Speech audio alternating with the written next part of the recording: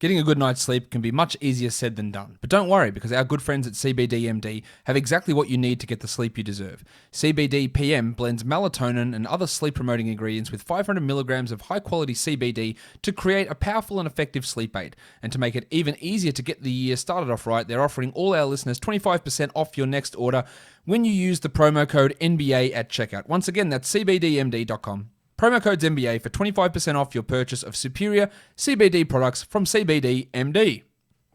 Guys, we're here today to recap Tuesday's action across the NBA. Michael Bolton. Thanks, Josh. It's Michael Bolton here, and it's time for another episode of the Locked On Fantasy Basketball Podcast. Let's get to it. Let's get to it, indeed. You are Locked On Fantasy Basketball, your daily fantasy basketball podcast, part of the Locked On Podcast Network.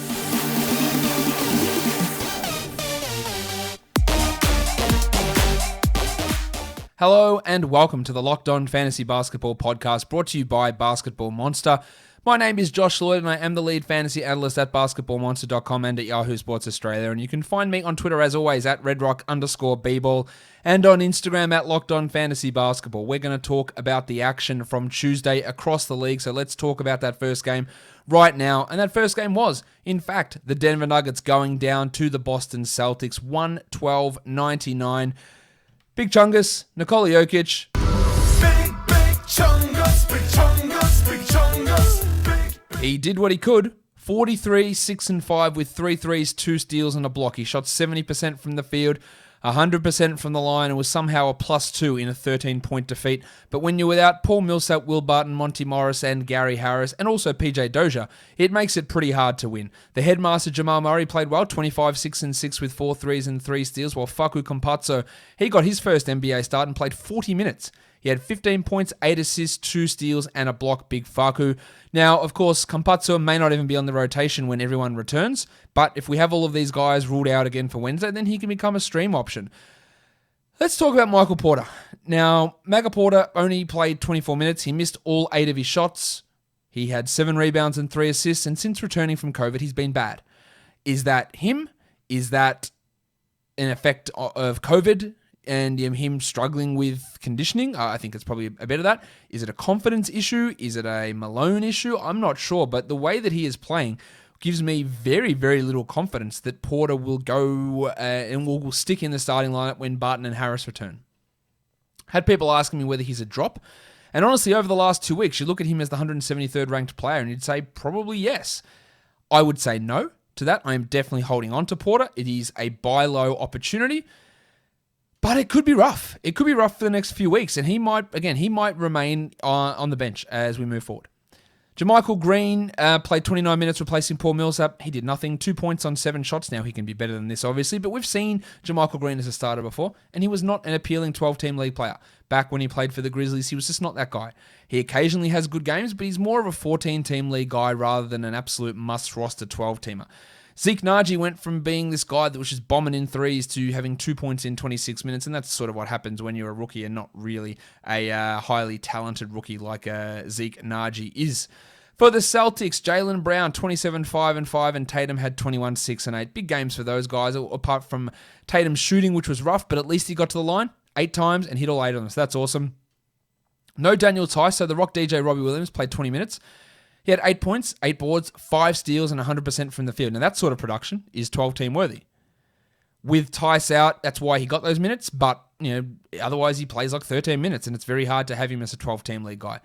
A rough field goal night from Kemba, 17 points on 39%, but 4 assists and 3 threes. He is not a top 100 player so far this season. I do think he can become a top 100 player, but he does not look particularly good, and he'll probably sit out Wednesday, meaning Peyton Pritchard gets another start. Pritchard dropped in 7 assists with 8 points in his 23 minutes, and Tristan Thompson played 28 minutes at the start, had 9 points, 12 rebounds, is ranked 285th, yet is still rostered in 21% of advanced leagues, which makes absolutely 0 sense.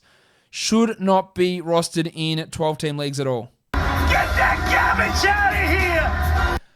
All right, let's move on to the next game. This one was an absolute ass-kicking of the highest order. The Memphis Grizzlies go down to the Pelicans, 144-113. Zion Williamson, 28 minutes, 31 points, 7 rebounds, 6 assists, 2 steals, 81 from the field and 100 from the line. Now, one thing about Zion coming into this season, we knew high usage, we knew great field goal percentage. They were two big things that we knew he was going to do. But he has shown a massive ability to improve his free throws, which was the reason that if you are a slave to overall rankings, when you look at his numbers, he was so low because he was literally the single biggest downer in that one category because of how badly he shot it and the absolute volume that he took. So now that he's turned it around to be above average in that category, that's like a 50 ranking spot swing. But then on top of that, he's getting steals now. He's passing with 6 assists. He looks great with his passing. He is the 15th ranked player over the last 2 weeks. He's going to be a second round player in drafts next year, and he will be a top 10 player in 2 years, is my guess. He is on a massive trajectory. Brandon Ingram, 22, 4 and 7, 2 steals and a block with 4 threes. Great night from Ingram. While Stan Van Gundy didn't make a change to his starting lineup, but Josh the Hitman Hart played 32 minutes, had 27 and 9 with 6 threes. Now, the 6 threes, the 63% shooting is not real from Hart, but the minutes over Eric Bledsoe, maybe it is. Maybe it is. I'd add Hart in 14-team leagues. I'd consider it in 12-teamers. I'd consider it. As for Bledsoe, I think I'm okay dropping him. 7, 3, and 5 with 2 steals and a block. The 2 steals, the 5 assists, they're still pretty good, but the minutes continue to be low, while Steven Adams had a back issue and he didn't return after playing 24 minutes. If we don't see Adams on Wednesday, of course, we're looking at Billy Hernan-Gomez, who had 14 and 8 in his 19 minutes, while Nickeil Alexander-Walker was out of the rotation again. JJ Redick and Kyra Lewis playing ahead of him. Alexander-Walker just played 3 minutes of garbage time in this one. For the Grizzlies, we finally got a big Ja Morant game. Didn't give us any steals and only gave us 1 3, but 28, 7 and 8, 75% from the field, 75 from the line. No, we can't expect that because 85% from 2 has absolutely no chance of being able to continue. But it was just good to see a big game. I'm selling high on Dylan Brooks. Now, Brooks has been really good. He had 24 fantasy points here, but 18, 4 and 2, 4 threes, a steal, 29 minutes. But of course, no Melton, no Bane. Those guys are going to come back and take some of his minutes. And the same goes for Kyle Anderson, who had 19 and 6. Another great game from Anderson. Brandon Clark only played 16 minutes in this one. He had 5 fouls, so that's why the playing time was so low, while Grayson Allen had 8 points in 26 minutes. I hope they go back to Bane over Allen, but I'm not convinced that they will, while it was also a bad night from Jonas Valanciunas, 10 and 5 in his 28 minutes. He's still a hold, but I think eventually, whenever the hell Jaren Jackson returns, which looks like All-Star break at this point, Valanciunas is going to see a dip in his value, unfortunately for him and anyone who has him on their roster. Guys, football's over, but the NBA, college basketball, and the NHL are in full swing, and BetOnline is the fastest and easiest way to bet on all sports action. BetOnline.ag even covers awards, TV shows, and reality TV. Real-time, updated odds and props on almost anything you can imagine. BetOnline has you covered for all the news, scores, and odds, and it's the best way to place your bets, and it's free to sign up. Head to the website, betonline.ag, or use your mobile device to sign up today and receive your 50% welcome bonus on your first deposit by using the promo code LOCKEDON. BetOnline are your online sportsbook experts. Let's go next game. The Lakers beat the Wolves 112-104. Pretty competitive game. The Lakers pull away in the end, but yeah, pretty good stuff from Minnesota here. There was no Anthony Davis, of course, so Montrezl Harrell played 18 minutes. Very confusing. Now, I thought that Harrell would see a bump in production, and he did, because his usage was 33%. 17 and 6 with a steal and a block. But let's watch those minutes. He played 18 minutes. Marc Gasol played 30. Oh, hi, Mark. If that holds, that's really bad news for Harrell. Maybe that's because Frank Vogel said, well, without Anthony Davis, we need someone who can actually defend at center a lot more, and that's more minutes for Gasol. Keep an eye on that. Schroeder's going to get more usage, 33% here, 24 points, 4 steals and a block, so his value goes up with Davis out, while Gasol had 11 and 5, 3 threes and 2 blocks. At least that's like a 16-team league, 14-team league ad to see where this goes. The future MVP started, played 26 minutes and had 7 points and 4 rebounds. And as I've cautioned before, he has never been a top 100 player, even when he was playing 34 minutes and getting every shot that he wanted. So expecting massive things out of Kuzma. I don't think he's particularly great. He can be an ad in 12-team leagues. Everyone's running at him. Everyone has. Like, he's rostered pretty much everywhere. But I don't think he's going to be that guy that's anything better than your 13th player in most cases. I thought we'd see more Taylor Horton-Tucker. We didn't. He played 6 minutes, while Wes Matthews played 22 and Alex Caruso just 18 minutes for 4 points. For the Wolves, we know the news about D'Angelo Russell. I don't know where I said it, whether it was on the live stream or where it was today, but with a 4 to 6 week timetable, which almost definitely will be 6 to 8 weeks, it is very hard without injured reserve, or if you've got injured reserve full, to hold on to D'Angelo Russell. Not only was he struggling already this season, but that is almost a 2-month timetable you're dealing with, and I just don't think that he needs to be held on to in that case. Now, if you've got IR, of course, it's a no-brainer. You just stash in there, but that long, you've got to move on. You've also got to make sure Anthony Edwards is rostered. 50 fantasy points here, 28, 7 and 5, 5 threes, 1 steal, 2 blocks. You know what I'm going to say? The shooting maybe isn't sustainable. 50% from 3 definitely isn't. But what I like is him getting 2 blocks, 5 assists, 7 rebounds. That is what you need to do, because he's going to have nights where he's going to be horribly inefficient.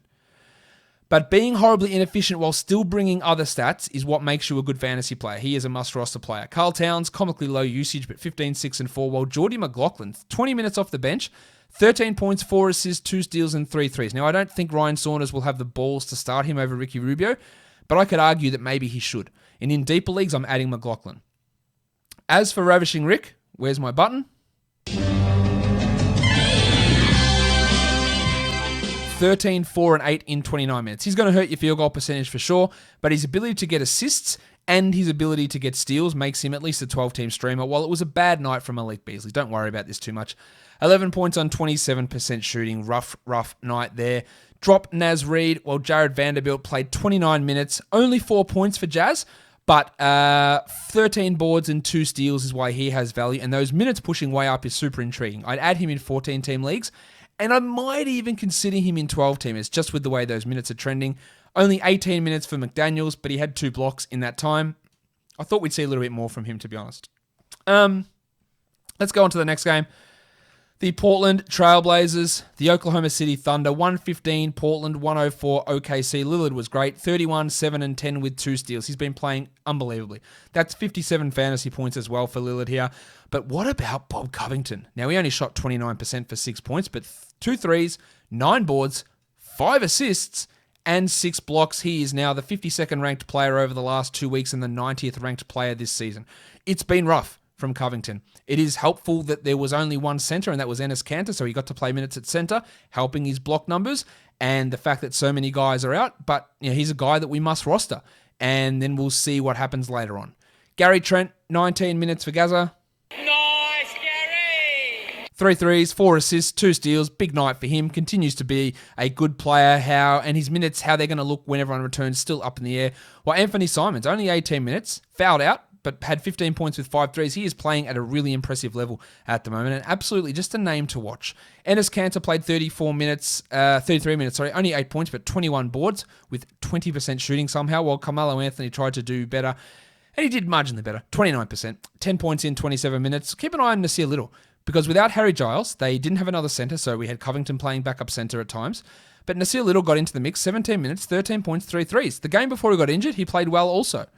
Maybe he could force his way into the rotation, maybe at the expense of Derek Jones, who had 13 and 7 with a block. But he's just a name to watch at this point.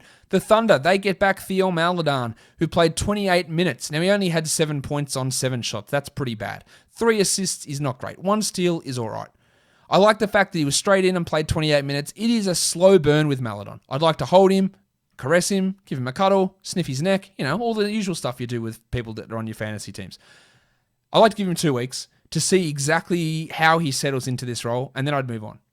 But I just want to see what happens over these 2 weeks. That's why I've got him as an ad. Lou Dort. No, my son is also named Bort. 37 minutes. 23.6 rebounds, 3 assists, insanely high usage. We know he is up and down. He is just a 14 to 16 team league guy though. Well, Darius Baisley, another good game. 14, 6 and 6 and a 1-1. Unfortunately, he shot 25% from the field. This could have been an absolute monster. Now, he's still struggling, and how you deal with field goal percentage in your league is going to be a big determinant as to whether he is must roster for you. I think in most cases you do hold him, but he is admittedly at the back end of your roster. In a lot of cases that can be moved on from. Only 24 minutes, well, not only, a big 24 minutes from Isaiah Roby, playing next to Al Horford, 11 and 10 for Roby, who's going to have a big stream role for Wednesday, with Horford likely sitting, while MC Hamadou Diallo played 31 minutes, 17-4, some pretty rough free throws there, but until Shea returns, Diallo is someone that we at least hold on to and then see what happens. But when everyone's healthy, I do not see Diallo as a 12-team league guy. And Kenrich Williams had 8 rebounds in his 20 minutes with only 3 points. Not someone, again, that I'd be getting super excited about.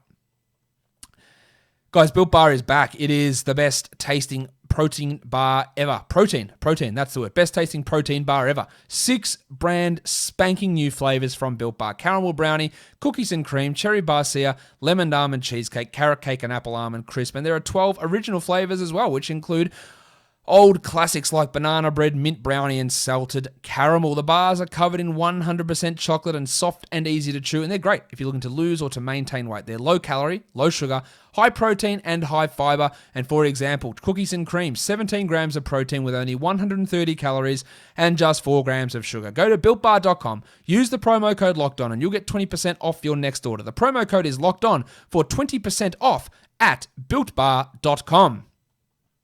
Next game, the Raptors beat the Milwaukee Bucks 124-113. He was back. The Jedi, OG Anunoby. But what about scarves? OG. Balenciaga Stop, ones. OG. You better stop, OG. OG Anunoby returned to the lineup. Now he was somewhat limited in his minutes. Just 27 of them, 13 and 7 to steal, a block and 2 threes. He looked pretty good out there. And they went small. They started Pascal Siakam at center, who had 23, 13 and 6. And moved Aaron Baines to the bench. Not often you see a center, unless it's Andre Drummond, shoot 35%, but that's what Siakam did. Now, I thought I could try and figure out what Nick Nurse does with Chris Boucher. Hey, it might be tough against the big bodies of Giannis and Brook Lopez, and maybe he plays like 18 minutes, 20 minutes like he did last time against Milwaukee. No, he played 30 minutes, had 14 points, 4 threes, 6 rebounds, and 5 blocks. I've given up. I have no idea. I know it's going to be a roller coaster with Boucher. I know he's a must-roster player, but me being able to tell you on a day-by-day basis how he's going to go, I have zero idea. Van Vliet played 39 minutes, had 33, 4 and 7 with 2 steals, while Kyle Lowry only played 22 minutes, and before that he was awesome. 18, 6 and 6 with 2 steals, but hurt his ankle, twisted it like 3 times, and you'd have to imagine maybe a game or 2 off there. Now, Norm Powell in the starting lineup took 7 shots. That's a 14% usage. He still hit them well, 11, 3 and 3. He might get a bit of a reprieve in terms of boosting that usage up if Lowry is out, but if he has to coexist in that starting lineup, which might not be an every night thing anyway, his value is going to dip. He's someone to hold for now, and then just to see exactly what goes on with that lineup, with his play, and with his his position in the pecking order. Aaron Baines to the bench, 18 minutes, 4 points for him. We're talking the very, very deepest of deep leagues. For the Bucks, the big fella, Giannis Antetokounmpo. Giannis Antetokounmpo. 34, 10 and 8, 5 steals and 2 blocks. He is absolutely rogering people at the moment, putting up some massive numbers, while the other star on this team, Pat Connaughton, had 20 points in 31 minutes with 3 blocks. Do not do anything with Pat Connaughton. This is a fluky performance. Read something at The Athletic from Eric Name about the Bucks changing their defensive system a bit, more switching, less drop, meaning that's a little bit harder for Brook Lopez, and we're seeing that play out. 9 and 5 in 29 minutes, no blocks, 172nd ranked player over the last 2 weeks. At this point, it is really tough to consider him a must-hold. I probably will. Not in points leagues. I'd be okay moving on. But in category leagues, I probably would. But I can understand why you wouldn't. But it's also part of the reason why Bobby Portis is getting more minutes. 16 and 6 for Punch Bob. Another high-usage, high-efficiency performance with 2 threes, 64% shooting. He just is what he is, a 12-team league guy, and it is honestly amazing. 11 points for Chris Middleton in 38 minutes, while Bryn Forbes dropped in 11 with 3 threes. He is a 3-point streamer. He is nothing more. Please get that through your head. While Dante DiVincenzo had 12, 3 and 8. Not a good shooting night for the Big Ragu, but otherwise a pretty solid performance overall. All right, so on to the last game of the night. What a crazy game this was. The Suns, I can't believe they lost this game. The Nets win at 128-124. The Suns were rolling. They were up by 20 points, and then James Harden happened, basically, and he attacked DeAndre Ayton repeatedly, and Devin Booker had some stinking moments down the end, and the Suns choked away a game they should have won. The Nets were without Kevin Durant and Kyrie Irving, so James Harden just said, fine, that's all right. 38, 7 and 11, 5 triples, 64% shooting, 100% from the line. He was massive. Joe Harris chipped in 22 points with 4 threes. How about Tyler Johnson, though? 32 minutes, 17 points, 5 triples out of nowhere. He'd started to play okay, but this is one of those games where you look at it and go, oh shit, Tyler Johnson, and then go, of course, it has to be a revenge game. And then you realise that you don't have to do anything with him in fantasy, and he'll just go back to running off the bench. Landry Shamet, another interesting game, 13 points in 28 minutes, but the extra minutes for guys like Shamet and Johnson are coming because Durant and Irving are out. 28 minutes for DeAndre Jordan, 9 and 6. I will continue to maintain he is not a must-roster player. He can help you in field goal percentage, sure, but everything else is sort of take it or leave it, while the Shark, Bruce Brown, he really did struggle again. Baby shark, Just 2 points, but a steal and a block with the 3 assists. I guess some peripheral value there. And Jeff Green had a bit of an injury to his chest, sat out the entire third quarter, but came back, had 18 points in 25 minutes with 8 rebounds. For the Suns, Chris Paul was amazing. 24, 4 and 7 with 4 threes, while Ayton had 16 and 9. And of course, he got to the line once, as did Chris Paul, while they made that starting lineup change. Remember I did that talk, rant, complaint, whatever, about Frank Kaminsky? Frank Kaminsky went from starting to out of the rotation, and all is right with the world. Jay Crowder started. He had 15 and 7 in 31 minutes with 3 threes, a steal, and a block. Crowder, maybe pushing into 12-team league value. I wouldn't want to trust him, and I think his spot is going to be more valuable to you if you stream it. But in 14-team leagues, at least have a look. 7 assists for Devin Booker, so that's encouraging. Again, he had some real weird moments down the end of this game, but 22 points in 36 minutes, while Mikal Bridges had 10 points in 38. He had a steal, he had a block, he had 2 threes, so just nice across-the-board production. Dario Saric, I wouldn't bother with him in 12-teamers. 8 points in 13 minutes. Cam Payne had 9 points with 4 assists, and Cam Johnson had 7 points in 18 minutes. And that wraps up all of the action across here from Tuesday. Let's have a look at the top adds and drops over the last 24 hours. A lot of people are pretty disappointed with adding Justin Jackson, 36% increase in his roster percentage. I told you he's not good. You can go ahead and drop him. Marcus Morris up 26% with Batum out and George out. Morris is going to have some short-term value. And then, of course, Big Deke Energy. Sadiq Bey up 24%. I think a lot of people will be a bit disappointed with Bey, to be honest. I'm not sure he's that good to necessitate this level of activity, but still, he's worth the add to see where it goes. Lou Dort up 20%. I'm guessing that's part of it because of the back-to-back, but Dort, I don't believe, is a reliable 12-team league guy long-term. And Kuzma up 16%. Much like Bey, take a flyer, see where it goes, and probably be disappointed in the end. In terms of drops, Paul Millsap down 15%. Surprised he was rostered in that many leagues. Alex Len down 13, that's a strong move to drop him. Naz Reid down 11, absolutely makes sense. Blake Griffin down 11, he's been a drop for a very long time. And Alec Burks down 9%. Yep, you should have made that call about a week ago on Alec Burks as well. The monstrous line of the night is...